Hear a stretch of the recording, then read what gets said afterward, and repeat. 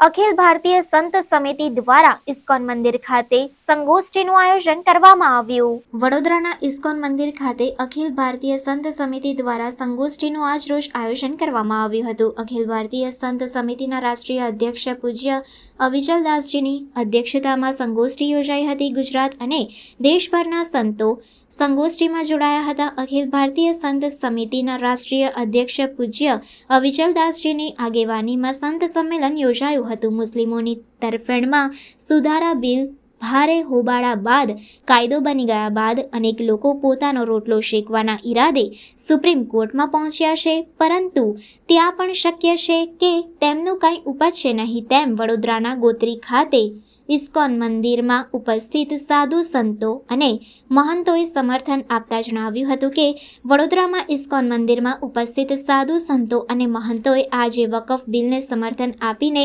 ઉપસ્થિત લોકોને વકફ સુધારા બિલ મુદ્દે સમજ આપી હતી. આ સુધારા બિલ મુસ્લિમોના સમર્થનમાં હોવાનું પણ સંતોએ જણાવ્યું હતું. અખિલ ભારતીય સંત સમિતિના રાષ્ટ્રીય અધ્યક્ષ પૂજ્ય અવિચલદાસજી દ્વારા જણાવવામાં આવ્યું હતું કે સરકારને અભિનંદન આપવા માટે બેઠક મળી હતી. તેમણે જણાવ્યું હતું કે અખિલ ભારતીય સંત સમિતિ સાથે 127 સંપ્રદાયો જોડાયેલ છે. સનાતન બોર્ડ મુદ્દે જણાવ્યું હતું કે સનાતન બોર્ડ હોવું જોઈએ એવી અમારી કોઈ ડિમાન્ડ નથી, કેમ કે અમે એમ વિચારીએ છીએ કે સરકારના લાભ લઈને થોડું સમાજ જીવિત બને તેવું અમે ઈચ્છતા નથી. હિન્દુ એના પગ પર છે, હિન્દુ સંસ્થાઓ પણ સશક્ત છે. અમે રાષ્ટ્રના હિતો માટે જ કામ કરવાના છે. હિન્દુઓને ક્યારેય કોઈ સ્વાર્થ હોતો જ નથી. અખિલ ભારતીય સંત સમિતિના 4 ઉપદેશ છે, જેમાં રાષ્ટ્ર રક્ષા, ધર્મ રક્ષા, ગૌ રક્ષા અને પર્યાવરણ રક્ષા છે. હિન્દુ એક બને એ મહત્વનું છે. સાથે જ અખિલ ભારતીય સંત સમિતિના રાષ્ટ્રીય અધ્યક્ષ અવિચલદાસજી દ્વારા પત્રકારોના પ્રશ્નો સંદર્ભે સ્પષ્ટતા કરવામાં આવી હતી.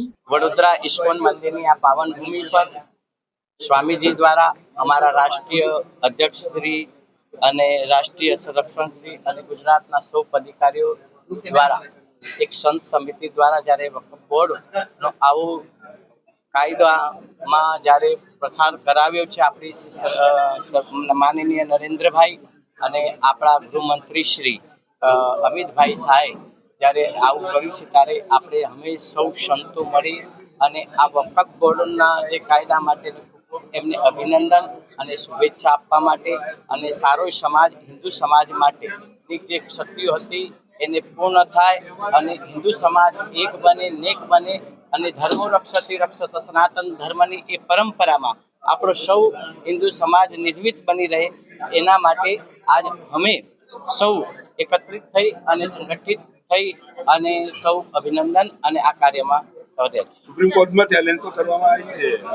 આ સુપ્રીમ કોર્ટમાં ચેલેન્જ કરવામાં આવી છે, તો જે સામેના અધિવાદીઓ જે ચેલેન્જ કરી છે, તો એની સાથે હિન્દુ સમાજના લોકો પણ, સંતો પણ જે છે, જે સત્ય એ સત્ય રહેવાનું છે, ખોટું એ ખોટું રહેવાનું છે અને એ રીતે હિન્દુ સમાજ પણ એની રીતે કટિબદ્ધ રહેશે. કેટલીક પાર્ટીઓ વિરોધમાં ઉતરી છે. જે વિરુદ્ધમાં ઉતર્યા છે એમને પણ જ્યારે એમની આ વસ્તુની સમજ શક્તિ આવી જશે તો એ પણ એમની રીતે પછી આમાં સમર્પિત થઈ જશે.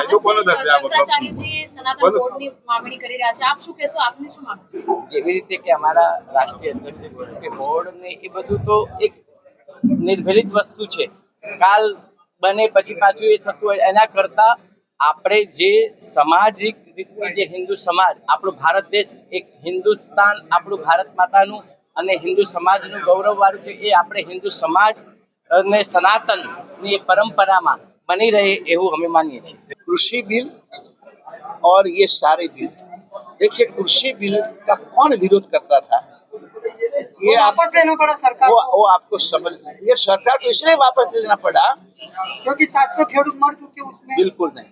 देखिए जो मर चुके इसके पीछे एक बात बताऊं आपको कि कुछ लोग अपने स्वार्थ के कारण जनता को मोहरा बना के उनको आगे लाते हैं. अब ये कृषि बिल आप देखिए, पंजाब और हरियाणा में जो कृषि मंडियों में जाके अनाज बेचते थे, वो आज उन्होंने इस बार अदानी के गोदाम में सीधा न दिया है.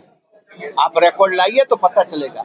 क्योंकि उनको पता लगा है कि हमको ये मंडी पर जो बैठे हैं लोग, क्योंकि आप जरा स्टडी करो तो पता चलेगा कि जैसे सरकार ने न्यूनतम प्राइस निश्चित किया, तो जो वहाँ मंडियां चलती थी उसके पदाधिकारी बिहार वगैरह से जाके गेहूं खरीद के और वहाँ बेचते थे और अपने नाम से पैसा लेते थे। तो इसको खत्म करने के लिए सरकार ने बिल किया था कि ये इसी तरह ये वक्फ बोर्ड का भी ऐसा है कि कुछ लोग इसका जो नाजायज फायदा लेकर अपने जेब भर रहे हैं, उसके विरुद्ध में जिसको लाभ मिलना चाहिए उसको नहीं मिलता है।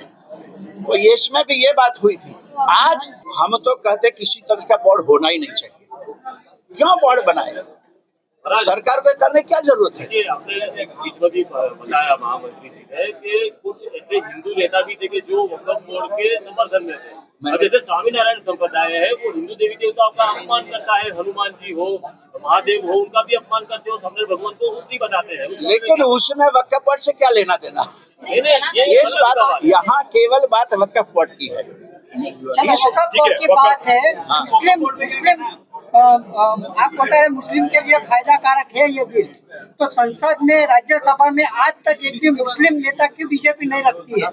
मुस्लिम नेता है बीजेपी में, क्यों नहीं है? बताइए, आपके सांसद राज्यसभा में एक ही है। एक तो है ना, और दूसरी बात, एक बात मैं ये भी बताऊं, देखिए आपका प्रश्न जो था, जैसे जो दिग्विजय सिंह ने प्रश्न पूछा था नरेंद्र मोदी से कि आप मुसलमानों को क्यों टिकट नहीं देते हैं, तो उसमें नरेंद्र भाई ने जो प्रश्न जवाब दिया था आपको मालूम होना चाहिए कि जैसे गुजरात विधानसभा में एक दफे कांग्रेस के 22 विधायक मुस्लिम थे और उन्होंने हमारे पास रिकॉर्ड है कि 30 विधायक मुस्लिमों को टिकट दी थी। अब कांग्रेस क्यों नहीं देती है विधायकों को टिकट? क्या मुसलमान की बस्ती कम हो गई है? जब आपने एक दफे 30 विधायक मुस्लिमों को टिकट दी थी, इस बार उन्होंने 6 के 7 को ही दी, क्यों ऐसा किया उन्होंने? तो जातिवाद पर चुनाव लड़ने की कोई बात ही नहीं है। इस जातिवाद को भाजपा प्रोत्साहन करता ही नहीं है, खुद कांग्रेस अब आ रही है ठिकाने पर, उन्होंने क्यों कम कर दिया? इसलिए इस बात को यहाँ लेना देना नहीं है। ये मुख्य बात है कि देखिए मुस्लिम क्यों तरफेण में आए हैं, मुस्लिम क्यों समर्थन में आए इस बोर्ड के लिए, इस कानून के समर्थन में मुस्लिम क्यों आए हैं, यही बात समझनी चाहिए बस। Okay, thank you. धन्यवाद आप सबको।